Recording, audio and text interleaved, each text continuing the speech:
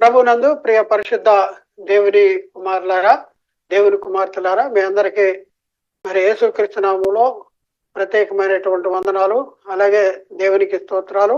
ప్రియులారా, మరి ఒక ప్రత్యేక అంశంతో మరొకసారి మరి మీ ముందుకు రావడానికి దేవుడు మాకు ఇచ్చిన గొప్ప అవకాశాన్ని బట్టి మరి దేవునికి కృతజ్ఞతాస్తుతులు చెల్లిస్తున్నా.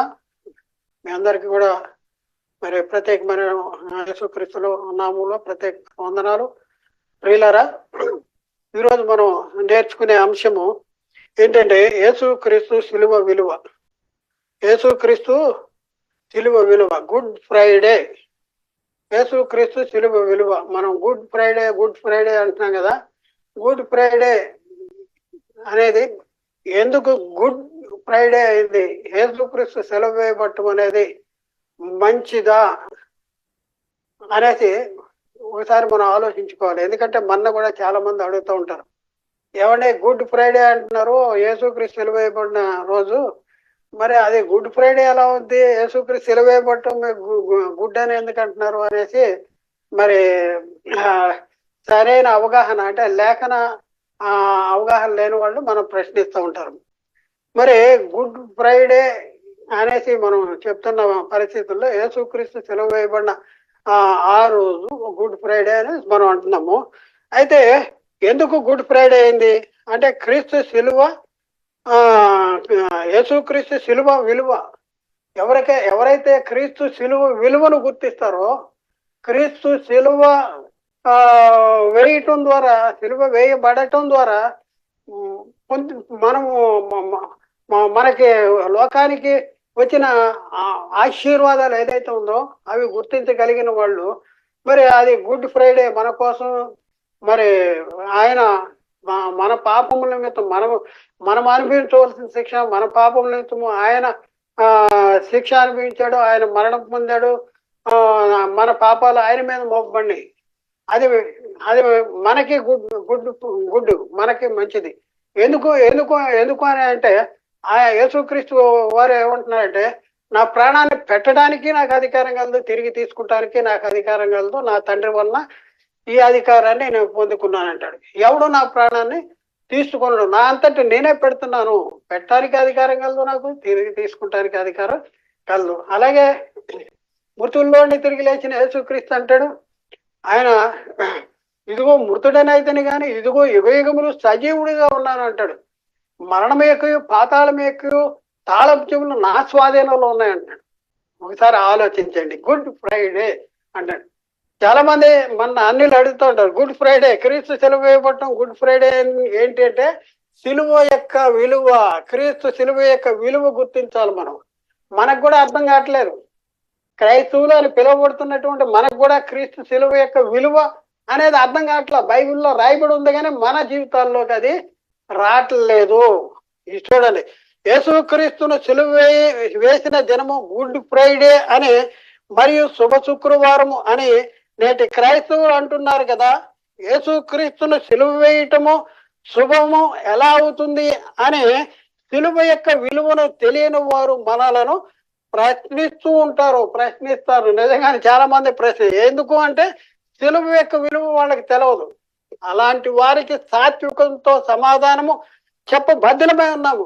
కనుక క్రీస్తు సిలువ యొక్క విలువను, క్రీస్తు సిలువ యొక్క ప్రాధాన్యతను ముందుగా మనము తెలుసుకోవాలి. వాళ్ళకి చెప్పాలంటే మనం తెలుసుకుని ఆ తర్వాత క్రీస్తు సిలువను గూర్చి క్రీస్తు సిలువను గూర్చి సందేహపడుతున్న వారికి సాత్వికముతో సమాధానము చెప్పబద్ధమై ఉన్నాము. అందుకనే మనం నేర్చుకోవాలి. ప్రియులరా, క్రీస్తు సిలువ యొక్క విలువ ఏంటి, యేసుక్రీస్తు సిలువ యొక్క విలువ ఏంటి, ఆయన సిలువ వేయబట్టం ద్వారా దాని విలువ ఏంటి, ఆ సిలువలో కార్చిన రక్తదారుల యొక్క విలువ ఏంటి, సిలువలో కార్చిన రక్తదారుల ద్వారా మనకి ఆపాదించబడినటువంటి మహిమ ఏంటి, ఇవన్నీ తెలుసుకోవాల్సిన అవసరం ఉంది. తెలుసుకోకపోతే అది శుభ శుక్రవారం అని నోటితో మాట్లాడటం కానీ మన జీవితాల్లో ఆ శుభం అనేది ఉండదు అనేసి మనం తెలుసుకోవాల్సిన అవసరం ఉంది. యేసుక్రీస్తు సిలువ యొక్క విలువ మనకు అర్థం కావాలంటే ముందుగా యేసుక్రీస్తు కలిగి ఉన్న మహిమను గురించి మనం తెలుసుకోవాల్సిన అవసరం ఉంది. యేసుక్రీస్తు కలిగి ఉన్న మహిమను గురించి మనం తెలుసుకోవాల్సిన అవసరం ఉంది. ప్రియులారా ఆలోచించేయండి. యేసుక్రీస్తు ఈ లోకానికి ఈ లోకానికి వచ్చి సిలువలో మృతి పొందాడు అంటే, సిలువలో మరణించాడంటే, మరి యూదులు లేకపోతే ఆయన ఒంటరిగా ఉండటం వలన ఆయన్ని ఆయన్ని పట్టుకుని సిలువ వేశారా అంటే కాదు. ఆయన ఈ లోకానికి వచ్చి మరి సిలువలో రక్తం కార్చాలి, అనేకుల పాపము కోసము సిలువలో రక్తం చిందించాలి అనేసి ఆయనకి ముందే తెలుసు. నియమించినప్పుడే ఆయనకి తెలుసు. కాబట్టి ప్రియులారా ఒకసారి ఆలోచి, ఈ లోకానికి వచ్చి యేసుక్రీస్తు కూడా ఆయన చెప్తున్నాడంటే, మనిషి కుమారుడు పరిచారం చేయించుకుంటూ రాలేదు, కానీ పరిచారం చేయుటకును అనేకులకు ప్రతిగా ప్రాణ విమోచన క్రయధనముగా తాను అప్పగించుకుంటానికి వచ్చానంటున్నాడు. నేను అప్పగించుకుంటానికి వచ్చానంటున్నాడు. కాబట్టి ఒకసారి ఆలోచించండి, ఎందుకు అప్పగించవలసిన అవసరం ఉంది? ఎందుకు సిలువలో ఆయన మరి రక్తం చిందించవలసిన అవసరం ఉంది? ఎక్కడ ఉన్న ఆయన ఎక్కడికి వచ్చాడు? ఎలాంటి పరిస్థితుల్లో ఉన్నాడు? మరి ఈ లోకానికి రాకమునుపు ఎలాంటి మహిమ కలిగి ఉన్నాడు? మరి ఎందుకు సిలువలో వేలాడవలసి వచ్చింది? సిలువ యొక్క విలువ ఏంటి? ఒకసారి ఆలోచన చేసుకోవాల్సిన అవసరం ఉంది. యేసుక్రీస్తు సిలువ యొక్క విలువ మనకు అర్థం కావాలంటే ముందుగా యేసుక్రీస్తు ఈ లోకానికి రాకమునుపు ఆయన కలిగి ఉన్న మహిమ ఏంటి మనం అర్థం చేసుకోవాలి. ఫిలిప్పీ పత్రికలో 2వ అధ్యాయం 5-7 వచనాల్లో క్రీస్తునకు కలిగిన ఈ మనస్సును మీరు కలిగి ఉండి, ఎందుకంట ఆయన దేవుని స్వరూపము కలిగిన వాడేండి, దేవునితో సమానముగా ఉండుట విడిచిపెట్టి కూడాని భాగ్యమని ఎంచుకునలేదు. కానీ ఆయన ఎలా ఉన్నాడంట? ఇక్కడికి రాకమునుపు, ఈ లోకానికి రాకమునుపు దేవుని దగ్గర ఎలా ఉన్నాడు? అదే వాక్యం ఉండను, వాక్యము దేవుని యందు ఉండెను, వాక్యము దేవుడే ఉండెను. దేవుడి దగ్గర ఉన్నాడు. ఏ దేవుడైనా ఈయనే దేవుడు, ఆయనే దేవుడు. ఒకసారి ఆలోచింది, దేవుని దగ్గర ఉన్న వాక్యమైన దేవుడు ఎవరు? ఆయన కుమారుడు. ఎందుకంటే ఆ వాక్యమే శరీరధారియే కృపా సంపూర్ణంగా మన మధ్య నివసించను. తండ్రి వలన కలిగిన అద్వితీయ కుమారుని మహిమ వల్లే మనమును ఆయన మహిమను కనుగొంటుమే. ఈయన తండ్రి వలన కలిగిన అద్వితీయ కుమారుడు. దేవుని దగ్గర ఉన్న వాక్యమైన దేవుడు ఎవరంటే తండ్రి వలన కలిగిన అద్వితీయ కుమారుడు. ఆయన కూడా దేవుడే. ఎవరంటే కుమారుడైన దేవుడు. కుమారుడైన దేవుడు ఎక్కడుంది అంటే ఇది అనగనగా ఒక కథ కాదు. కొంత అచ్చట కొంత ఇచ్చట ఉంటుంది. అజ్ఞాన అంధకార మూర్ఖత్వంలో ఉండే యేసుక్రీస్తు దైవత్వాన్ని ఒప్పుకునేటువంటి భయంకరమైనటువంటి సాతాను సమాజము నేటి క్రైస్తవ సమాజంలో మరి బయలుదేరిపోయింది. శిష్యులను ఈడ్చుకుపోవాలని మరి ప్రయత్నించేటటువంటి భయంకరమైనటువంటి సాతాను సమాజం మరి బయలుదేరింది. యేసుక్రీస్తు కలిగి ఉన్న మహిమ ఏంటంటే ఆయన దేవుని స్వరూపము కలవాడిన స్వరూపం అంటే ఆకారం కాదు, ఈ ఆకారం కాదు. స్వరూపం అంటే ఆయన కలిగి ఉన్న మహిమ, ఆయన కలిగి ఉన్న పరిశుద్ధత, మరి ఆయన కలిగి ఉన్న గుణ లక్షణాలు, ఇవి స్వరూపం అంటే. దేవుని స్వరూపము కలిగిన వాడంటే దేవునితో సమానముగా ఉండేటి విడిచిపెట్టాను. సమానముగా అంటే అర్థమవుతుందా? దేవుడు సమస్తాన్ని క్రీస్తు పాదాల కింద లోపరిచి ఉంచాడంట. లోపరిచిన వాడు తప్ప సమస్తమును లోపరచబడి ఉన్నదని మాట విసిదమే అంటాడు. అంటే దేవుడు తన్ను తప్ప వీళ్ళన్నీ కూడా క్రీస్తు పాదాల కింద లోపరిచాడు. దేవునితో సమానముగా ఉండేట్టు విడిచిపెట్టుకోని భాగ్యమని ఎంచుకోలేదు. కానీ మనిషిని పోలికలో పుట్టి దాసిని స్వరూపం ధరించుకుని తను తానే రిక్తునిగా చేసుకున్నాడు. ఎవరి కోసం చేసుకున్నాడు? దేవుని స్వరూపం గలవాడు, దేవునితో సమానంగా ఉన్నవాడు. ఎక్కడ వేలాడాడు? సిలువలో వేలాడాడు. ఎందుకో? నీ కోసం, నా కోసం, మన కోసం. మనం చేసిన పాపములు ఆయన మీద వేయబడి మన పాపాల కోసం మన పాపాలను ఆయన భరించాడు సిలువలో. ఒకసారి ఆలోచించి, సిలువ యొక్క విలువ నువ్వు గుర్తించగలిగావా? ఆయన ఎలాంటి మహిమ కలిగిన వాడు? ఇంకా చాలా సంగతులు ఉన్నాయి. ఫిలిప్పీ పత్రిక 2వ అధ్యాయం 6-7 వచనాల్లో ఆయన దేవుని స్వరూపము కలవాడండి. ఇక్కడ కొలసి పత్రిక 1:15 ఆయన అదృశ్య దేవుని స్వరూపండి, సర్వ సృష్టికి ఆది సంభూతుడు. దేవుడు అదృశ్యుడు. యేసుక్రీస్తు కూడా అదృశ్య దేవుని స్వరూపం అంట. చూడండి, అదృశ్య దేవుని స్వరూపండి, సర్వ సృష్టికి ఆది సంభూతుడిగా ఉన్నాడు. ఎంత మహిమ కలిగి ఉన్నాడో ఒకసారి ఆలోచించండి. కొలసి పత్రిక 1:16 ఏలైనగా ఆకాశమందున్నవేనను భూమి ఎందున్నవేనను దృశ్యమైనవి గాని అదృశ్యమైనవి గాని అది సింహాసనములైనను ప్రభుత్వములైనను ప్రధానులైనను అధికారములైనను సర్వమును ఆయన ఎందుకు సృజించబడిన సర్వమును ఆయన ద్వారా ఆయన్ని బట్టి సృజించబడి చూడాలి. అన్ని కూడా కలిగి ఉన్నది ఏది ఆయన లేకుండా కలిగేది, దృశ్యమైంది అదృశ్యమైంది ప్రతిదీ కూడా ఆయన వల్ల. ఎందుకు సిలువలో వేలాడాల్సి వచ్చింది? నీ కోసం బిడ్డ, నీ కోసమే.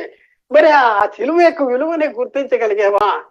సిలువలో యేసుక్రీస్తు సిలువలో మనకి వచ్చిన మహిమ ఆశీర్వాదాలు, దాని విలువ అనేది నువ్వు గుర్తించావా? ఏడుస్తున్నావు, అయ్యో యేసు బాబా నా కోసం సెలువెక్క అంటాడు. మరి నీ జీవితం మార్చుకుంటున్నావా? ఒకసారి ఆలోచించేయండి. సిలువ యొక్క విలువ గుర్తించగలిగినప్పుడే మన జీవితం. ఆయన ఎలాంటి మహిమ కలిగి ఉన్నాడు, ఎందుకు నీ కోసం దాసిన స్వరూపం మనిషిని పోలికలో తను తాను రిక్తునిగా చేసుకోవాల్సిన పరిస్థితి వచ్చింది. ఒకసారి ఆలోచించింది. కొలసి పత్రిక 1:17 వచనంలో ఆయన అన్నింటికంటే ముందు ఉన్నవాడు, ఆయన సమస్తానికి ఆధారభూతుడు. అన్నింటికంటే ముందు ఉన్నవాడు అంట, సమస్తానికి ఆధారభూతుడు. అలాంటి ఆయన ఎక్కడ వేలాడాడు? సిలువలో వేలాడాడు. దాని విలువ చూడండి, దాని విలువను గుర్తుంచుకోవాల్సిన అవసరం మనకి ఉంది. కొలసి పత్రిక 2:3 వచనం, బుద్ధి జ్ఞాన సర్వ సంపదలు ఆయన ఏందే గుప్తమై ఉన్నవి. బుద్ధి జ్ఞాన సర్వ సంపదలు ఆయన ఏందే గుప్తమైనవి. పౌలు కొరింథీయులకు రాసిన 2వ పత్రిక 4 వచనం, 4 వచనంలో దేవుని స్వరూపి అయిన క్రీస్తు ఎవరంట? దేవుని స్వరూపి అనేసి అక్కడ రాయబడి ఉంది. అలాగే యోహాను సువార్త 5:26లో తండ్రి ఎలాగో తనంతట తానే జీవము కలిగి ఉన్నాడో అలాగే కుమారుడు తనంతట తానే జీవము కలిగి ఉండుటకు కుమారుడికి అధికారము అనుగ్రహించాను. తండ్రి తనంతట తానే జీవము కలిగిన ఎలా ఉన్నాడో కుమారుడికి కూడా తనంతట తానే జీవము కలిగి ఉండటానికి తండ్రి కుమారుడికి అధికారం అనుగ్రహించాడు. అలాంటి అధికారం కలిగిన ఆయన ఆ శిలువలో ఆ ఎండలో ఆయన మరి మేకులు కొట్టించి చక్కగా మేకులు కొట్టి మరి శిలువలో రక్తం చిందించి మరి అలాంటి భయంకరమైనటువంటి శ్రమ పొందవలసిన అవసరం ఎందుకు వచ్చింది? నీ కోసం మన కోసం మన అపరాధాలు మన పాపాలు ఆయన మీద మోపండి. కాబట్టి ప్రియులారా అవుతారు. ఆ విలువను నువ్వు గుర్తించగలగాలి. యేసు నా కోసం సెలవెక్కాడు అని మొర్రెత్తడం కాదు. ఆ విలువను గుర్తించి ఆ విలువకు ప్రతిఫలంగా ఫలితార్థంగా మన జీవితాలు మార్చుకుని మరి దేవుడు కోరుకున్నట్టు మన జీవితాలని దేవుని చిత్తానుసారంగా నడిపించుకోవలసినటువంటి అవసరం మనకి ఉంది. చూడండి ప్రియులారా, ఇంతటి మహిమ గల యేసుక్రీస్తు ఈ లోకానికి ఎందుకు వచ్చాడు? సిలువలో ఎందుకు మరణించాడు? ఎవరి కోసం మరణించాడు? యేసుక్రీస్తు సిలువలో మరణము ద్వారా మనకు కలిగిన ఆశీర్వాదం ఏంటి? వీటిని మనం తెలుసుకోవాలి కదా. ఒకసారి ఆలోచించండి. ఈ ప్రశ్నలన్నీ మనం ఒకసారి ఆలోచించి ఎంతో మహిమ కలిగిన యేసుక్రీస్తు ఎందుకు వచ్చాడు? ఎవరి కోసం వచ్చాడు? ఏం చేశాడు?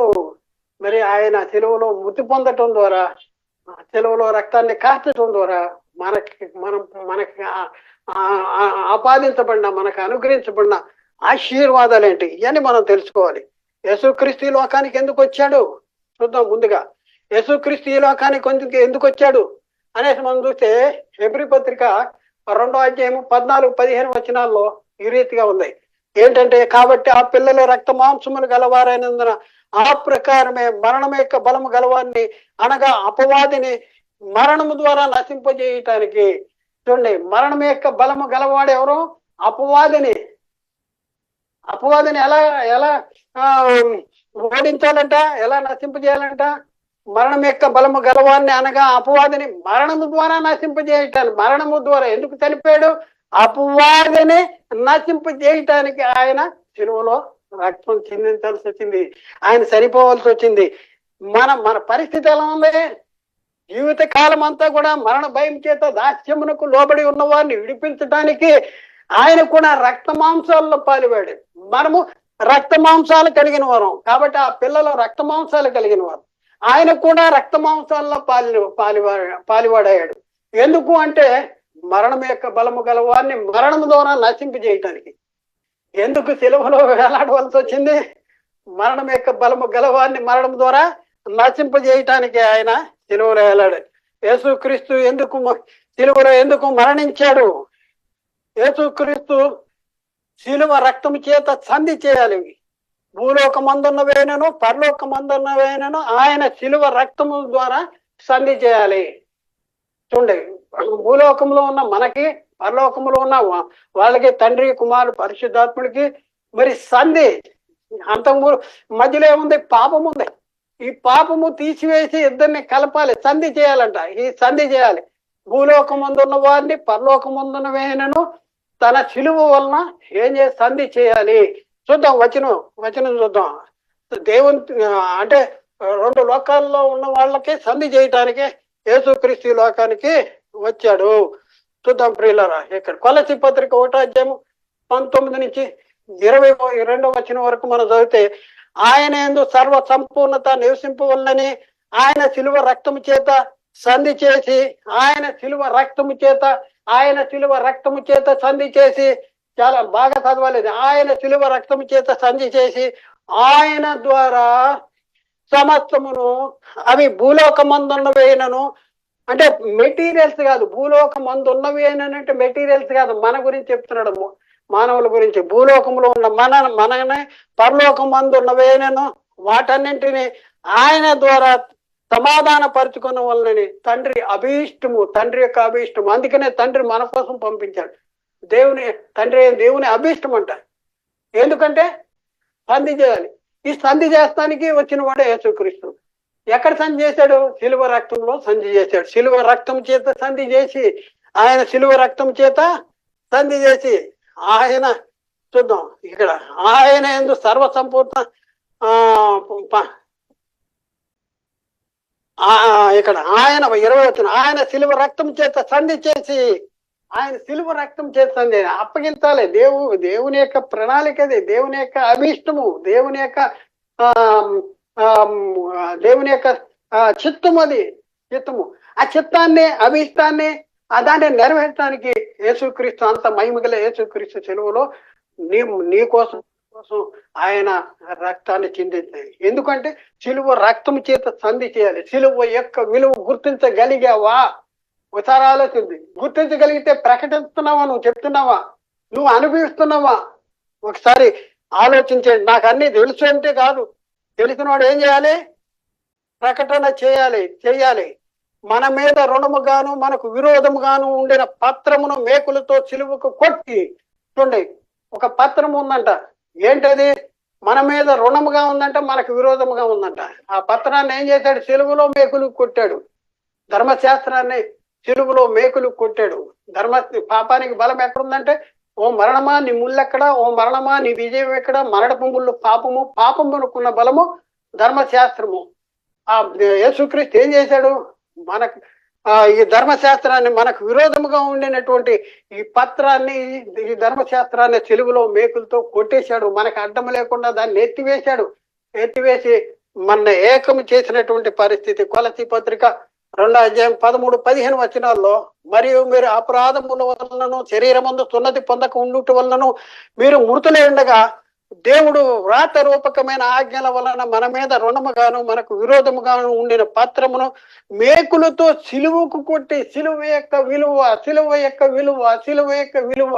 మేకులతో సిలువకు కొట్టి, దాని మీద ఉన్న చేవ్రాతను తుడిచివేసి, మనకు అడ్డము లేకుండా దానిని ఎత్తివేసి, మన అపరాధములన్నింటినీ క్షమించి ఆయనతో కూడా మిమ్మను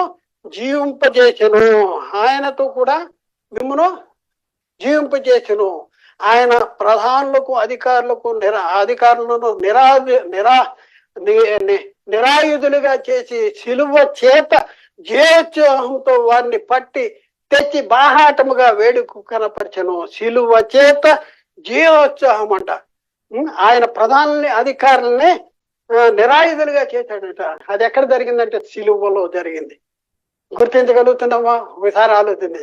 సిలువ యొక్క విలువ గుర్తించవలసింది. ఎన్నో సంగతులు బైబిల్లో మరి దేవుడు మన కోసం క్రీస్తు ద్వారా జరిగించిన సంగతులు, క్రీస్తు తను తాను బలిగా అర్పణగా అర్పించుకుంటున్న ద్వారా సిలువలో కాచిన రక్తదారులో మరి ఆయన పునరుద్ధానము వల్ల కలిగిన మహిమ, ఇవన్నీ కూడా బైబిల్లో చాలా చాలా చాలా చాలా చక్కగా ఉన్నాయి. కానీ ఇవేమి చెప్పట్ల సాతాను బోధకుడు. సాతాను తానే వెలుగుదూత వేషం ధరించుకున్నాడు. వాని పరిచారకులు నీచి పరిచారకులు వేషము ధరింపజేశాడు. ఇది ఆశ్చర్యం కాదు. వచ్చేసాడు వాడు, మన దగ్గరికి వచ్చేసాడు. అసలు బైబిల్లో ఉన్న సంగతులు మనకి చెప్పడు. మనకు కలిగిన మహిమ గాని, ఆశీర్వాదం గాని, సిలువ యొక్క విలువ గాని ఇవన్నీ మనకి చెప్పేటటువంటి పరిస్థితి లేదు. ఎంతసేపు ఏడముండే మొత్తుకోండి, ఆయన సిలువ వేయబడింది, ఏడముండే మొత్తుకోండి. ఒకసారి ఆలోచించండి. అలాంటి భయంకర భ్రష్టత్వంలో సాతాను మన నడిపిస్తున్నాడు. ఒకసారి ఆలోచించి, యేసుక్రీస్తు సిలువలో ఎవరి కోసం మరణించాడు? యేసుక్రీస్తు ఎవరి కోసం మరణించాడు? ఒకసారి ఆలోచించండి. ఎవరి కోసం అంటే, మనం ఇంకా కూడా బలహీనమై ఉండగానే క్రీస్తు యుక్త కాలం ముందు భక్తిహీనుల కోసం చనిపోయాడు. చూడండి, మనం ఇంకా బలహీనమై ఉండగానే క్రీస్తు యుక్త కాలం ముందు భక్తిహీనుల కోసం చనిపోయాడు. రోమపత్రిక 5వ అధ్యాయం 6-8 వచనాల్లో, ఏలైనగా మనం ఇంకా బలహీనమై ఉండగానే క్రీస్తు యుక్త కాలం ముందు భక్తిహీనుల కోసం చనిపోయాను. నీతిమంతుల కొరకు సహితము ఒకడు చనిపోవుట అరుదు. మంచివారి కోసం ఎవరైనా తెగించవచ్చును. కానీ ఏం జరిగింది? అయితే దేవుడు మన ఎడల తన ప్రేమను వెల్లడిపరుస్తున్నాడు. ఎట్లనగా మనమింకను పాపులమై ఉండగానే క్రీస్తు మన కొరకు చనిపోయాను. మనం ఇంకా పాపులముగా ఉండగానే క్రీస్తు మన కోసము, ఎవరి కోసం? మంచోళ్ళ కోసమా? మనం మంచోళ్ళు అని దేవుడు మన కోసం పంపించాడు యేసుక్రీస్తునే కాదు. భక్తిహీనుల కోసం, పాపులంగా ఉన్నప్పుడు దేవుడు మన కోసం పంపించాడు. యేసుక్రీస్తు ఎవరి కోసం సిలువ ఎక్కడ? నీతిమంతుల కోసమా, అనీతిమంతుల కోసమా? ఎవరిని పిలవటానికి వచ్చానన్నాడు? పాపుల్ని వచ్చి తిని నీతిమంతుల్ని కాదంటాడు. వైద్యుడు ఎవరికి కావాలి? రోగికే కావాలి, రోగి. కాబట్టి ఇప్పుడు ఉన్న పరిస్థితుల్లో ఎవరి కోసం వచ్చాడు? ఎవరి కోసం సిలువలో రక్తాన్ని కార్చాడు? ఏంటి క్రీస్తు సిలువ ఆశీర్వాదాలు ఏంటి? క్రీస్తు సిలువలో మనం పొందుకున్న మహిమ ఏంటి? ఒకసారి మనం గుర్తించుకోవాల్సినటువంటి అవసరం మనకు ఉంది ప్రియులారా. ఒకసారి ఆలోచించండి. ఈయన అందరి కొరకు విమోచన క్రయధనముగా తాను అప్పగించుకున్నాడు. విమోచన క్రయధనం మనం విమోచించడం అంటే అర్థం ఏంటి?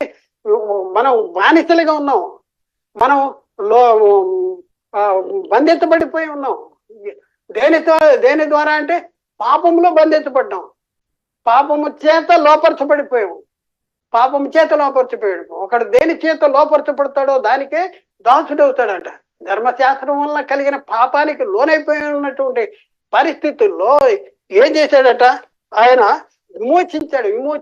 ఎలా విమోచించాడు? విమోచన క్రయధనము. విమోచించడానికి మనం ఎవరన్నా బెయిలిచ్చి జైల్లో ఉన్న వాళ్ళని బెయిలిచ్చి మనం బయటికి తీసుకురావాలంటే మనం కొన్ని డబ్బులు కట్టేసే వాళ్ళు చెప్తారు, 1 లక్ష కట్టు, 2 లక్షలు కట్టు అని చెప్తారు.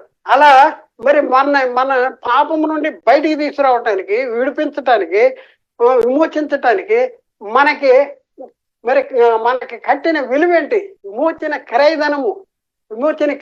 ఆ విమోచన క్రయధనగా తాను అప్పగించుకున్నాడంట.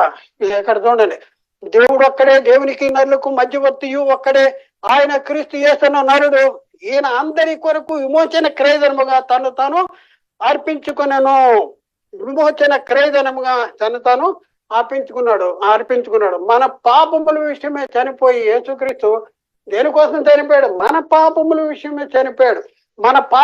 విషయమే చనిపోయి నీతి విషయమై జీవించినట్లు ఆయన తన శరీరమందు మన పాపములను వారి మీద మోచను. ఆయన పొందిన గాయముల చేత మీరు స్వస్థతను పొందితిరి. చూడండి, యేసుక్రీస్తు సిలువ విలువ గుర్తించారా మనం? యేసుక్రీస్తు సిలువ విలువ ఏంటి? ఎంతో బైబిల్లో ఎన్ని సంగతులు రాయబడి మనకి అర్థం కాదండి ఇవన్నీ.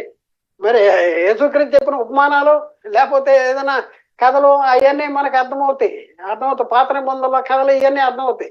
మరి కొత్త నిబంధనలో పరిశుద్ధాత్మక బోధ మాత్రం మనకు అర్థం కాదు, బోధకులకి అర్థం కాదు. చెప్తే విశ్వాసులు కూడా నిద్రపోతారు. అందుకనే అవి చెప్తుంటే జోష్ రాదు కనుక బోధకులు అవి చెప్పడం మానేసి ఈ కట్టు కథలు లేకపోతే వాళ్ళ అనుభవ సాక్ష్యాలు కానీ లేకపోతే పాత నిబంధనలో చరిత్రలు కానీ ఇవన్నీ చెప్తూ మొదలు పెట్టేశారు. ఎందుకంటే విశ్వాసులు ఏం కోరుకుంటే బోధకులు అదే చెప్పడం. ఇక్కడ చూడండి, మన పాపముల విషయమే చనిపోయాడంట. ఎందుకు అంత మహిమ కలిగిన యేసు క్రీస్తు ఈ లోకానికి ఎందుకు వచ్చాడు, సెలవులో ఎందుకు చనిపోవలసి వచ్చిందంటే నీ కోసం, మన పాపం నుంచి చనిపోయాడు. మనల్ని నీతి ముద్దలుగా తీర్చడానికి ఆయన తానే తని శరీరం ముందు మన పాపాలని రావణ మీద మోచాడు.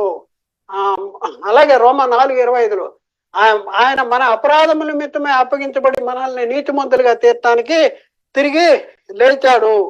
ఇంకా మనం చూస్తే ఫిలిప్పీ పత్రిక 5:2 అక్కడేముందంటే, క్రీస్తు మిమ్మును ప్రేమించి పరిమళ వాసనగా ఉండుటకు మన కొరకు తన్ను తాను దేవునికి అర్పణగాను బలిగాను అప్పగించుకునేను. చూడండి, క్రీస్తు మిమ్మును ప్రేమించి, క్రీస్తు ప్రేమించాడంట. మనం మంచోళ్ళని ప్రేమించాడా?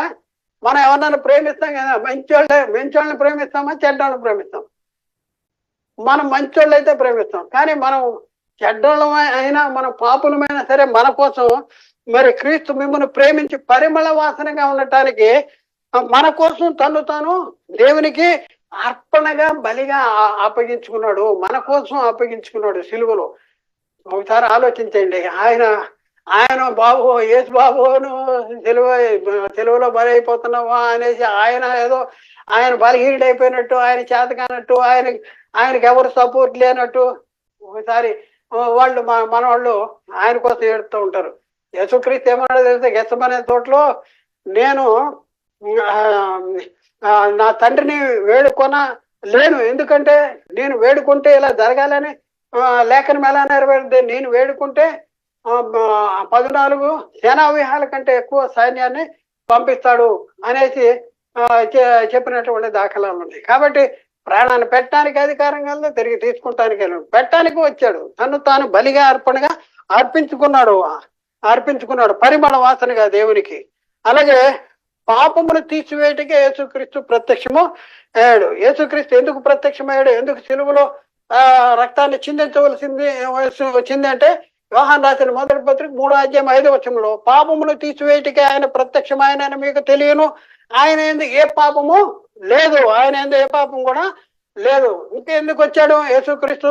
అపవాది యొక్క క్రియలు లయపరచడానికి యేసుక్రీస్తు వచ్చాడు. మొదటి యోహాను 3:8 యోహాను రాసిన మొదటి పత్రిక 3:8 అపవాది మొదటి నుండి పాపం చేయిస్తున్నాడు కనుక పాపము చేయువాడు అపవాది సంబంధి. అపవాది యొక్క క్రియలు లయపరచుటకే దేవుని కుమారుడు ప్రత్యక్షమయ్యాడు. అపవాది యొక్క క్రియలు లయపరచడానికి దేవుడి కుమారుడు ప్రత్యక్షమయ్యాడు. ఇంకే ఎందుకు యేసుక్రీస్తు ఈ లోకానికి వచ్చాడు అంటే, తిమోతికి రాసిన మొదటి పత్రిక 1:15 పాపులను రక్షించుటకు క్రీస్తు యేసు లోకమునకు వచ్చిన వాక్యము నమ్మదగినది, పూర్ణాంగీకారమునకు యోగ్యమై ఉన్నది. పాపులను రక్షించడానికి యేసుక్రీస్తు వచ్చాడు. సిలువలో ఎందుకు బలి అయిపోయాడంటే, పాపులను రక్షించడానికి. సిలువ యొక్క విలువ మనం అర్థం చేసుకోగలుగుతున్నామా? అర్థం చేసుకోగలిగితే మన జీవితాన్ని మార్చుకుంటున్నామా అనేసి మనం ఆలోచించాలి. యేసుక్రీస్తు ఎందుకు వచ్చాడంటే, మార్కు సువార్త 10:45 మనిషి కుమారుడు పరిచారము చేయించుకుంటూ రాలేదు కానీ పరిచారము చేయుటకును అనేకులకు ప్రతిగా విమోచన క్రయధనముగా తన ప్రాణమును ఇచ్చుటకు వచ్చును. అనేకులకు ప్రతిగా విమోచన క్రయధనము. చూడండి, మనం బానిసలుగా ఉన్నాం, మనం పట్టుబడిపోయావు, ఒకటి దేని చేత లోపడతాడో దానికి దాసులమైపోయావు. పాపం అనేది మన బంధించేసింది, పాపము పట్టుకుంది. పాపం పట్టుకుంటే ఆ పాపము నుండి విడిపించడానికి దేవుడు తన సొంత కుమారుడైన యేసుక్రీస్తుని పాప శరీరాకారంతో పంపి ఆయన శరీరం మన పాపాలకి శిక్షించి మనకి పాప క్షమాపణ, విమోచన, రక్షణ, నిత్యజీవము, మహిమ, కృప, పరిశుద్ధత, దైవ కుమారత్వము, పరలోక పౌరసత్వము ఇవన్నీ కూడా అనుగ్రహించాడు. ఇవన్నీ ఎలా వచ్చినంటే, సిలువ యొక్క విలువను గుర్తించగలిగితే వాటిని నువ్వు అనుభవించగలవు, వాటిని నువ్వు పొందుకోగలవు. సిలువ విలువ నీకు అర్థం కాకపోతే మనం దేవుడు అంటాం, క్రీస్తుకిస్తా అంటాం, కానీ మనకు పరలోకం ఉండదు, నిత్యజీవము ఉండదు. కాబట్టి ఆలోచించండి. ఆ క్రీస్తు యేసు మరణమును నిరర్థకము చేసి జీవమును అక్షయత సువార్త వల్ల వెలుగులోని తెచ్చాడంట. యేసుక్రీస్తు ఏం చేశాడు? మరణాన్ని నిరర్థకం చేశాడు. తిమోతికి రాసిన 2వ పత్రిక 1:10 ఆ క్రీస్తు యేసన్న మన రక్షకుని ప్రత్యక్షత వలన బయలుపరచబడినది తన కృపను బట్టి మనలను రక్షించి పరిశుద్ధమైన పిలుపుతో ఆయన మనల్ని పిలిచెను. ఆ క్రీస్తు యేసు మరణమును నిరర్ధకము చేసి జీవమును అక్షయతను సువార్త వలన వెలుగులోనికి, మరణము నిరర్ధకం అయిపోయింది, జీవము అక్షయత సువార్త వలన వెలుగులోనికి వచ్చింది. ఎక్కడ వచ్చిందంటే సువార్త వలన. ఎక్కడ ఉంది సువార్త? ఆయన మన పాపము లేఖన ప్రకారము మన పాపముల నిమిత్తం అప్పగించుకున్నాడు, సమాధి చేయబడ్డాడు, తిరిగి మూడో దినాన లేచాడు. ఆయన సిలువ యొక్క విలువ, సిలువలో కాచిన రక్తదారుల యొక్క విలువ ఏంటంటే సిలువ వలన ఆ ద్వేషమును సంహరించి అంటాడు. ఆ ద్వేషము సంహరించబడాలి, దేవునికి నీకు సమాధాన పరచబడాలి అంటే యేసు క్రీస్తు సిలువలో రక్తాన్ని చిందించవాలి. క్రీస్తు సిలువలో చిందించిన ఆ రక్తం యొక్క విలువ నువ్వు గుర్తించగలిగావా? సిలువ యొక్క విలువ ఒకసారి పరిశీలన చేసుకోవాల్సినటువంటి అవసరం ఉంది. క్రీస్తు మన నిమిత్తము తన ప్రాణమును పెట్టాను. క్రీస్తు ఎవరి కోసం ప్రాణం పెట్టాడు? మన కోసం ప్రాణం పెట్టాడు. యోహాను రాసిన మొదటి పత్రిక 3వ అధ్యాయము 16వ వచనంలో ఈ మాట రాయబడింది. ఆయన మన నిమిత్తము తన ప్రాణమును పెట్టిన కనుక దీని వల్ల ప్రేమ ఎట్టిదో తెలుసుకుంటున్నాము. మనము కూడా సహోదరుల నిమిత్తము ప్రాణము పెట్టబద్దులమై ఉన్నాము అంటాడు. మన నిమిత్తము ప్రాణము పెట్టాడు. అలాగే పేతురు రాసిన మొదటి పత్రిక 3వ అధ్యాయము 18-19 వచనాల్లో ఏలైనగా మనలను దేవుని ఎద్దకు తెచ్చుటకు అనీతిమంతుల కొరకు నీతిమంతుడైన క్రీస్తు, అనీతిమంతుల కొరకు నీతిమంతుడైన క్రీస్తు శరీర విషయంలో చంపబడి ఆత్మ విషయంలో బ్రతికించబడి పాపముల విషయమై ఒక్కసారే మృతి పొందాడు. అనీతిమంతుల కొరకు. నీతిమంతుడైన యేసుక్రీస్తు ఎందుకు చంపబడ్డాడు? ఎవరి కోసం? అనీతిమంతుల కోసం. ఎందుకు అంటే దేవుని యొద్దకు తెచ్చటానికి. అనీతిమంతుల్ని దేవుని దగ్గర తేవాలంటే పాపం ఎరిగిన ఆయన మన కోసం ఏం చేశాడు? నీతిమంతుడైన క్రీస్తు శరీర విషయంలో చంపబడ్డాడు. ఆయన మొత్తటం అనేది దేవునికి ఇష్టమైందంట. ఒకసారి ఆలోచించేది. నీ కోసం, నా కోసం, మన కోసం దేవుడు తన కుమారుని అప్పగించాడు. తన కుమారుని మనకు అనుగ్రహించేస్తే ఆయన మనం పాపులము, మనము అనీతిమంతులము, మనం ఎందుకు పనికిరాము అనేసి మనం విడిచిపెట్టలేదు. ఏం చేశాడు? మన కోసం తను అప్పగించుకున్నాడు. అనీతిమంతుల కొరకు నీతిమంతుడైన క్రీస్తు శరీర విషయంలో చంపబడ్డాడు. ఎందుకంటే ఎలాగా మనల్ని దేవుని ఎద్దుకు తెచ్చటానికి అంటాడు. ఏం జరిగింది సిలువలో? మనం దేవుని దగ్గరికి వచ్చామండి. దేవుని దగ్గర తీసుకొచ్చాడు మొన్నే. అర్థమవుతుందా? మనకి అర్థమవుతుందా? మనకు బైబిల్ అర్థమవుతుందా? ఒకసారి ఆలోచన. గల్తీ పత్రిక 1:4 మన తండ్రి అయిన దేవుని చిత్త ప్రకారము క్రీస్తు మనలను ప్రస్తుత దుష్ట కాలము నుండి విమోచించడానికి మన పాపముల నిమిత్తము తాను అప్పగించుకున్నాడు. మన పాపముల నిమిత్తము తాను ప్రస్తుత దుష్ట కాలములో నుండి దుష్ట కాలములో నుండి మన విమోచించాలి. దుష్ట కాలంలో ఉన్నాం, పాపానికి లోనే ఉన్నాం, పాపము చేత బంధించబడ్డాం. అలాంటి వారిని విడిపించడానికి తాను అప్పగించుకున్నాడు. ఎఫెసీ పత్రిక 5వ అధ్యాయం 2వ వచనంలో క్రీస్తు మిమ్మల్ని ప్రేమించి పరిమళ వాసనగా ఉండుటకు మన కొరకు తన్ను తాను దేవునికి అర్పణగాను బలిగాను అప్పగించుకున్నాను. తానే దేవునికి బలిగా అర్పణగా అర్పించుకున్నాడు. ఎందుకంటే మన ప్రేమించాడు. ఏం చేస్తానికంటే పరిమళ వాసనగా ఉండటానికి. ఎఫెసీ పత్రిక 5వ అధ్యాయం 27వ వచనంలో మనల్ని సంఘాన్ని ఎలా ఉండాలనేది యేసుక్రీస్తు తను అప్పగించుకున్నాడంటే నిర్దోషమైనది గాను మహిమగల సంఘము గాను ఆయన తన ఎదుట నిలవబెట్టుకున్న వలననే వాక్యముతో ఉదక స్నానము చేత దాన్ని పవిత్రపరిచి పరిశుద్ధపరచుటికే దాని కొరకు తాను అప్పగించుకున్నాడు. చూడండి ఎంత ఉన్నతమైనటువంటి శ్రేష్టమైనటువంటి ఆధిక్యత యోగ్యతను మనకు అనుగ్రహిస్తానికి యేసుక్రీస్తు మన కోసం తాను అప్పగించుకున్నాడు. ఒకసారి ఆలోచన. నిర్దోషమైందంట, మహిమగల సంఘంగా ఉండాలంట. ఆయన తన ఎదుట మనం ఉండాలంట, నిలబెట్టుకోవాలని వాక్యంతో ఉదక స్నానం చేత దాన్ని పవిత్రపరిచి పరిశుద్ధపరచడానికి మన కోసం తాను అప్పగించుకున్నాడు. అలాగే ఎబ్రీ పత్రిక 9:14 నిత్యుడుగు ఆత్మ ద్వారా తాను దేవునికి నిర్దోషిగా అర్పించుకున్న క్రీస్తు యొక్క రక్తము నిర్జీవ క్రియలను విడిచి జీవము గల దేవుని సేవించుటకు మీ మనసాక్షిని ఎంతో ఎక్కువగా శుద్ధిపరచబడింది. నిర్జీవ క్రియలను విడిచంట జీవము గల దేవుని సేవించడానికి. ఏంటంట? ఏది నిర్జీవ క్రియలు విడిచి జీవం గల దేవుని సేవించడానికి మన మనస్సాక్షిని శుద్ధిపరిచేది అంటే నిత్యుడుగా ఆత్మ ద్వారా తను తాను దేవునికి అర్పించుకున్న క్రీస్తు యొక్క రక్తము. క్రీస్తు రక్తము ఎక్కడ రక్తం అది? క్రీస్తు శిలువ రక్తము. క్రీస్తులు శిలువ యొక్క విలువ ఏంటి ఇక్కడ మనం చాలా స్పష్టంగా ఉంది. ప్రియులారా ఒకసారి ఆలోచించండి. యేసుక్రీస్తు శిలువలో యేసుక్రీస్తు శిలువలో మనకు కలిగిన ఆశీర్వాదం ఏంటి? క్రీస్తు శిలువలో మనకు కలిగిన ఆశీర్వాదం ఏంటి?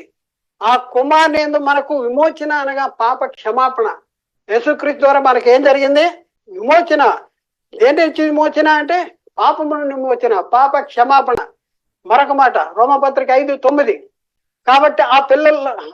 కాబట్టి ఆయన రక్తం వలన ఇప్పుడు మనము నీతిమంతులుగా తీర్చబడి మరింత నిశ్చయముగా ఆయన ద్వారా ఉగ్రత నుండి రక్షించబడదుము అంటాడు. అంటే ఆయన రక్తం వలన ఇప్పుడు నీతిమంతులుగా తీర్చబడ్డాము. అంటే క్రీస్తు సిలువలో కాచిన రక్తదారుల యొక్క విలువ, క్రీస్తు యొక్క సిలువ విలువ ఏంటో ఒకసారి అది నీతిమంతులుగా తీర్చబడి మరింత నిశ్చయముగా ఆయన ద్వారా ఉగ్రత నుండి రక్షించబడతాము అంటాడు.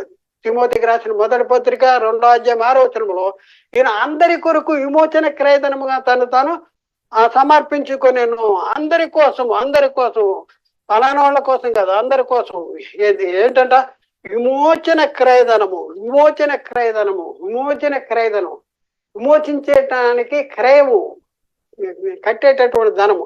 మన ప్రాణ విమోచన క్రయధనం యొక్క విలువ ఎంత ఒకసారి ఆలోచించి. మన విమోచన సిలువలో మనం పాపములను విమోచించబడాలంటే విమోచన క్రయధనము దాని యొక్క విలువ ఎంత అంటే పాప క్షమాపణ బజార్లో దొరుకుద్దా? పాప క్షమాపణ బజార్లో దొరుకుద్దా? పాప క్షమాపణ బజార్లో కొనుక్కునేది కాదు. బజార్లో కొనుక్కునేది అయితే, డబ్బులతో కొనుక్కునేది అయితే ధనవంతులే ఈ పాప క్షమాపణ ముందు పొందుకునేవాళ్ళు. కాబట్టి అది బజార్లో దొరికే వస్తువు కాదు పాప క్షమాపణ. దేనిలో ఉంది? క్రీస్తు రక్తములో ఉంది. విమోచన క్రయధనము. ఎలా విమోచించాడంట? సిలువ రక్తం చేత. అందుకనే లేఖనాల్లో ఏమి రాయబడింది? కీర్తన 49:7, 8, 9 వచనాల్లో ఎవడును ఏ విధము చేతనైనను తన సహోదరుని విమోచించలేడంట. విమోచన క్రయధనము చెల్లించలేడు. పాపము నుండి విమోచించటానికి ఎవడు కూడా ఏ విధము చేతనైనను తన సహోదరుని విమోచించలేడు. నిత్యము బ్రతుకున్నట్లు వాని నిమిత్తము దేవుని సన్నిధిలో ప్రాయశ్చిత్తము చేయగలవాడు మనుషుల్లో యేసుక్రీస్తు తప్ప మనుషుల్లో ఎవడు కూడా లేడు. ఎందుకు అంటే వాని విమోచన క్రయధనము బహు గొప్పది. అది ఎన్నటికీ తీరకాట్లు ఉండవలసినది. అంటే క్రీస్తు సిలువలో కాచిన మనకి విమోచించటానికి సిలువలో కార్చిన రక్తదారుల యొక్క విలువ ఎంతంటే అది విమోచన క్రయధనము అంటే బహు గొప్పది. అది ఎన్నటికీ తీర్చక అట్లా ఉండవలసిందే. క్రీస్తు సిలువ విలువ ఒకసారి ఆలోచింది. క్రీస్తు సిలువ విలువ ఏంటి? ఆశీర్వాదం ఏంటి క్రీస్తు సిలువలో? ఎప్పుడైనా ఆలోచిస్తున్నామా? ఒకసారి ఆలోచించండి. ఎలా ఉన్నాం? మన పరిస్థితి ఏంటి? ఏమంటున్నాం? ఏం చెప్తున్నారు మనకి? ఏ కథలు చెప్తున్నారు? ఒకసారి ఆలోచించండి. మనం విమోచించబడ్డం ఉంటుంది. మన ఎలా అంటే పేతురు రాసిన మొదటి పత్రికలో 1:18-19 వచనాల్లో పితృ పారంపర్యమైన మీ వ్యర్థ ప్రవర్తనను అనుసరించినట్లుగా వెండి బంగారముల వంటి క్షయ వస్తువుల చేత మీరు విమోచించబడలేదు గాని అంటాడు. మనం విమోచించబడ్డామా అంటే ఎలా విమోచించబడ్డాం? దేని వల్ల విమోచించబడ్డాము అంటే వెండి బంగారములు వంటి క్షయ వస్తువుల చేత కాదు అంటాడు. మరి ఎలా విమోచించబడ్డాం? అమూల్యమైన రక్తము చేత, అనగా నిర్దోషమును నిష్కలంకమునైన గొర్రె పిల్ల వంటి క్రీస్తు రక్తము చేత మీరు విమోచించబడ్డారు. చూడండి, సిలువ యొక్క విలువ. గొర్రె పిల్ల వంటి క్రీస్తు రక్తము ఎక్కడ కార్చాడు? ఆయన సిలువలో కార్చాడు. కాబట్టి అమూల్యమైన రక్తం అది. అమూల్యమైన నిర్దోషమైనది, నిష్కలంకమైనది గొర్రె పిల్ల వంటి క్రీస్తు రక్తం. అమూల్యమైనది, నిర్దోషమైనది, నిష్కలంకమైనది గొర్రె పిల్ల వంటి క్రీస్తు రక్తం చేత మీరు విమోచించబడ్డారండి. మీరు విమోచించబడ్డారు. ఎక్కడ జరిగింది ఈ విమోచన కార్యక్రమం అంటే క్రీస్తు సిలువలో కార్చిన రక్తదారుల ద్వారా. ఆ సిలువ రక్తం ద్వారా మనని సంధి చేశాడు. ఆ శిలువ రక్తము ద్వారానే మనం విమోచించబడ్డాం, పాపము నుండి విమోచించబడ్డాం, దాస్యము నుండి విమోచించబడ్డాం. మరి ఎంత గొప్ప ఆ, కార్యము సిలువలో జరిగిందో ఒకసారి ఆలోచించి. ఏం చేస్తున్నాం మనం? మనం ఎక్కడున్నాం? యేసుక్రీస్తు వచ్చింది దేనికి అంటే, మత్తయి సువార్తలో 20:28 అలాగే మనిషి కుమారుడు పరిచారము చేయించుకుంటూ రాలేదు కానీ పరిచారము చేయుటకును అనేకులకు ప్రతిగా విమోచన క్రయధనముగా తన ప్రాణాన్ని ఇచ్చుటకు వచ్చాను. తన ప్రాణాన్ని ఇచ్చడానికి వచ్చాడు. విమోచన క్రయధనం ఏంటది? ఆ రక్తము, ఆయన రక్తము ఎలాంటిది? పరిశుద్ధమైంది. ఎలాంటిది? నిర్దోషమైంది. ఎలాంటిది? నిష్కల్మషమైంది. ఎలాంటిది అంటే గొర్రె పిల్ల ఉంటే క్రీస్తు రక్తం చేత మనం విమోచించబడ్డాం. ఆయన వచ్చింది దేనికంటే అనేకులకు ప్రతిగా విమోచన క్రయధనముగా తన ప్రాణాన్ని ఇవ్వటానికి యేసుక్రీస్తు లోకానికి వచ్చాడు. ఆయన బలహీనుడు అనుకుంటున్నావా? ఆయన అమాయకుడు అనుకుంటున్నావా? ఆయన వచ్చిందే దానికోసం. ఆయన కోసం నువ్వు ఎడుతూ ఉంటే, ఆయన మహామహిమలో ఉంటే ఇప్పుడు ఎంత అజ్ఞానం, సాతాను ఎంత అజ్ఞానంలో మనం నడుపుతున్నాడు. ఒకసారి మనం ఇప్పుడు ఏడుస్తూ ఉంటే యేసుక్రీస్తు అక్కడ మహామహిమలో ఉండి అమాయకులు నా కోసం ఏడుస్తున్నారు. సైతాను వీళ్ళు కూడా సైతాన్లు అయిపోయారు. ఈ సైతాన్ గాళ్ళు బోధకులు ఉన్నారు, వీళ్ళు ఏడిపిస్తున్నారు. వాళ్ళు సైతాన్లు, వీళ్ళు సైతాన్లు, నా దగ్గరికి ఎలా వస్తారు ఇలా ఏడిస్తే అనేసి ఆయన బాధపడుతున్నాడు. అందుకనే దేవుడు దేవుడు గురించి రాయబడింది. ఆయన మిమ్ముని గురించి చింతిస్తున్నాడు అంటాడు. మిమ్మల్ని గురించి చింతిస్తున్నాడు. కానీ మన చింత ఎవరి మీద వేయాలి? మీ చింత ఆయన మీద వేయండి. అపవాదిని ఎదిరించండి, అప్పుడు వాడి మీద నుండి పారిపోతాడు. కానీ అపవాదిని మనం ఏం చేసి జేబులో పెట్టుకుని తిరుగుతున్నాం. ఒకసారి ఆలోచించండి ప్రియులారా, ఎలాంటి పరిస్థితుల్లో విమోచన క్రయధనముగా తన ప్రాణాన్ని ఇవ్వటానికి వచ్చాడు. ప్రియులారా వచ్చాడు. ఎబ్రీ పత్రికలో మనం 13:12 చూస్తే, కావున యేసు కూడా తన స్వరక్తము చేత ప్రజలను పరిశుద్ధపరచుటకే గవిని వెలుపుట శ్రమ పొందెను. తన స్వరక్తము చేత ప్రజలను పరిశుద్ధపరచడానికి గవిని వెలుపుట. గవిని అంటే పరలోక గవిని వెలుపుట. వెలుపుట అంటే ఇక్కడ శ్రమ పొందాడు, భూమి మీద శ్రమ పొందాడు. ఒకసారి ఆలోచించండి. గవిని వెలుపుట శ్రమ పొందాడు. యేసు కూడా స్వరక్తం చేత ప్రజలను పరిశుద్ధపరచాను. మనం పరిశుద్ధపరచాలంటే ఎవరు రక్తం కావాలి? మనం విమోచించబడాలంటే ఎవరు రక్తం చిందించాలి? ఎవరు రక్తం చిందించలేరు. దాని విలువ అతి గొప్పది. వెండి బంగారముల వంటి క్షయ వస్తువుల చేత మనం విమోచించబడలేదు. నిర్దోషము నిష్కలంకమునైన గొర్రె పిల్ల వంటి క్రీస్తు రక్తం చేత మనం విమోచించబడ్డాం. కాబట్టి ఒకసారి ఆలోచించేయండి ఎలాంటి పరిస్థితుల్లో మనం ఉన్నాం. ఇప్పుడు 2000 సంవత్సరాలు దాటిపోయినా కూడా ఇప్పుడు కూడా యేసుక్రీస్తు సిలువ యొక్క విలువను మనం గుర్తించుకోకుండా మనం కట్టుకథలు చెప్పుకుంటా, మనం ఏడ్చుకుంటా, మొత్తుకుంటా, ఆయన కోసం ఏడుతా, ఆయన కోసం బాధపడతా, ఆయన కోసం చింతిస్తా, ఇలాంటి ఎలాంటి అంటే సంవత్సరం పదాకా రీల్ తిప్పినట్టే మన జీవితాన్ని మరి జరిగేస్తుంటే ఆయన చాలా చింతిస్తున్నాడు, చాలా బాధపడుతున్నాడు, చాలా విచారిస్తున్నాడు. అయ్యో అమాయకులు నేను మహిమలో ఉంటే నా కోసం ఏడుతున్నారు, వీళ్ళు ఉపవాసాలు ఉంటున్నారు, వీళ్ళు చేస్తున్నారు, నేను చెప్పిన పని చేయట్లా, వెళ్ళండి సర్వలోకానికి వెళ్ళి సర్వశిక్ష సువార్త ప్రకటన చేయండి అంటే సువార్త ప్రకటన చేస్తాం మానేశారు. అయ్యో నేను సువార్త ప్రకటించకపోతే పౌలు చెప్తా ఉంటుంటే, మరి మీకు ప్రకటించకపోతే శ్రమ అని పౌలు చెప్తుంటే, మరి ఇప్పుడున్న పరిస్థితుల్లో ఆయన కోసం ఏడుస్తూ, ఆయన కోసం విచారిస్తూ, ఆయన కోసం దుఃఖిస్తూ ఉన్నటువంటి సువార్త ప్రకటించుకోకుండా ఉన్నటువంటి వారికి శ్రమ ఉంటుందా ఉండదంటే, ధనవంతుడు చనిపోయి పాతి పెట్టబడినప్పుడు అతడు పాతాళంలో బాధపడుతూ, తండ్రి అయిన అబ్రహామా నేనే అగ్ని జ్వాల అతను పుడుతున్నాను, నా నాలుగు చల్లారటానికి అదిగో లాజర్ని తన వేలు కొన్న నీటిలో ముంచి నా నాలుగు చల్లారటానికి పంపించు. ఒక్క నీటి చుక్క కూడా దొరకని భయంకరమైనటువంటి పరిస్థితి, అగ్ని ఆరదు, పురుగు చావదు, అలాంటి భయంకరమైన పరిస్థితుల్లో నువ్వు ఉండాలి అనేసి సాతాను తంత్రంతో నిన్ను పట్టి బంధించేసి క్రీస్తు కోసం మీరు ఏడ ఉండే, క్రీస్తు కోసం మీరు దుఃఖించండి, విచారించండి అంటాడు. ఆయన మహిమలో ఉన్నాడు.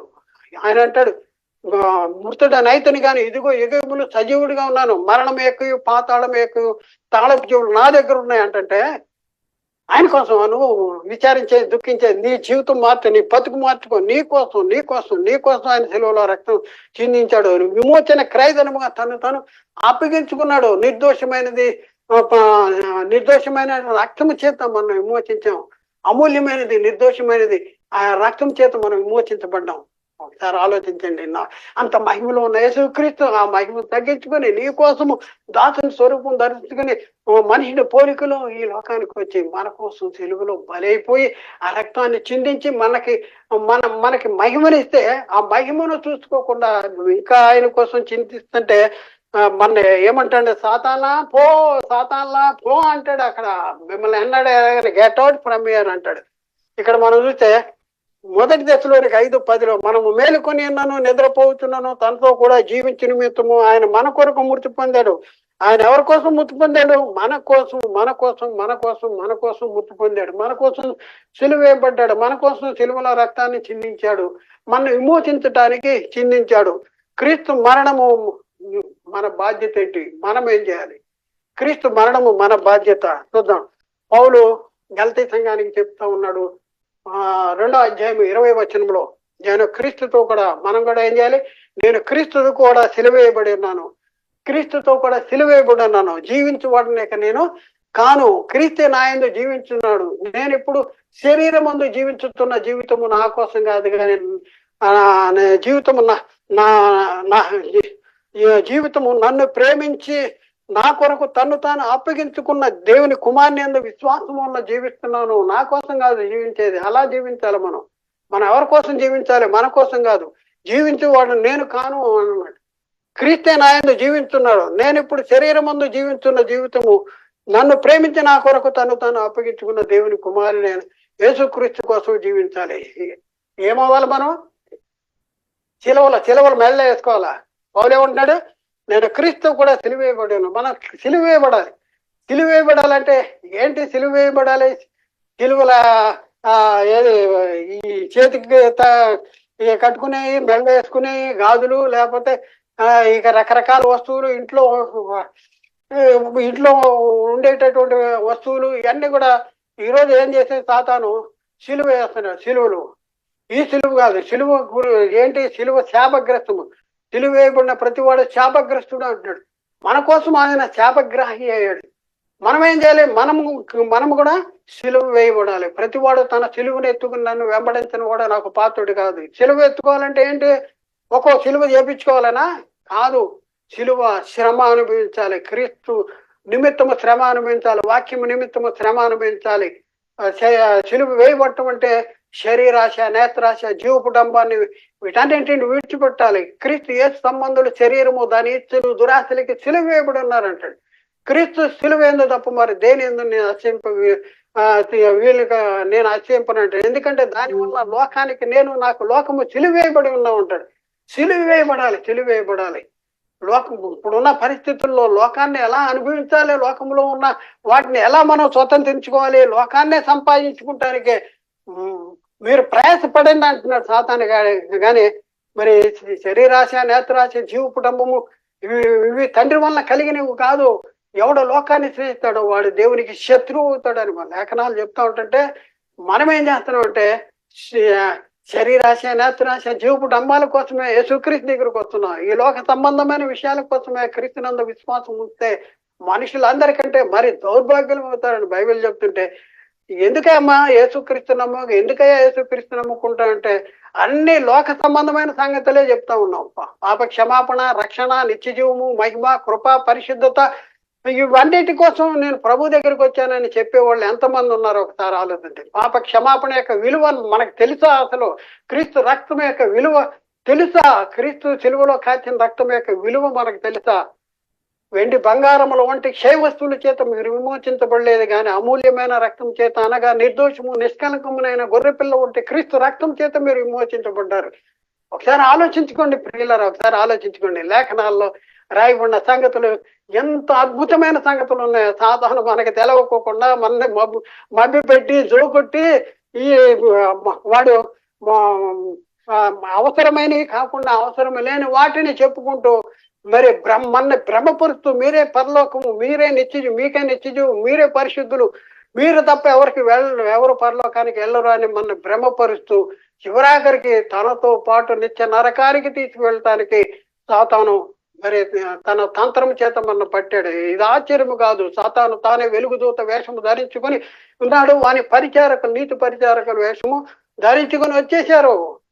క్రీస్తు కృపను బట్టి మిమ్మల్ని పిలిచిన వారిని విడిచి భిన్నమైన సువార్త తట్టు మీరు ఇంత త్వరగా తిరిగిపోవడం చూడగా ఇది ఆశ్చర్యం కలుగుతున్నది. అది వేరొక సువార్త కాదంట. క్రీస్తు సువార్తను చెరపగోరి మిమ్మల్ని కలవరపరచు వారు కొందరు ఉన్నారని పౌలు గల్తీ సంఘంతో మాట్లాడుతూ ఉన్నాడు. మరి ఇప్పుడున్న పరిస్థితుల్లో ప్రియ దేవుని పిల్లలారా, మీరు ఎలా ఉన్నారు?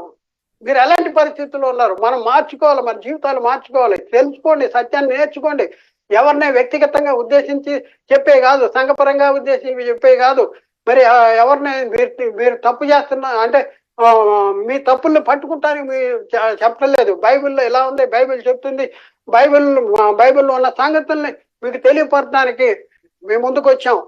క్రీస్తు ప్రేమ మమ్మల్ని బలవంతం చేయటం ద్వారా మేము ఈ సంగతులు మీకు తెలియపరచడానికి మీరు సహాయిస్తున్నాం. ఆలోచించండి, అర్థం చేసుకోండి, సత్యాన్ని గ్రహించండి, సత్యానికి లోబడండి. దేవుడు మిమ్మల్ని దీవించి ఆశీర్వదించును గాక. ఆమేన్. అందరికీ వందనాలు. దేవునికి స్తోత్రాలు.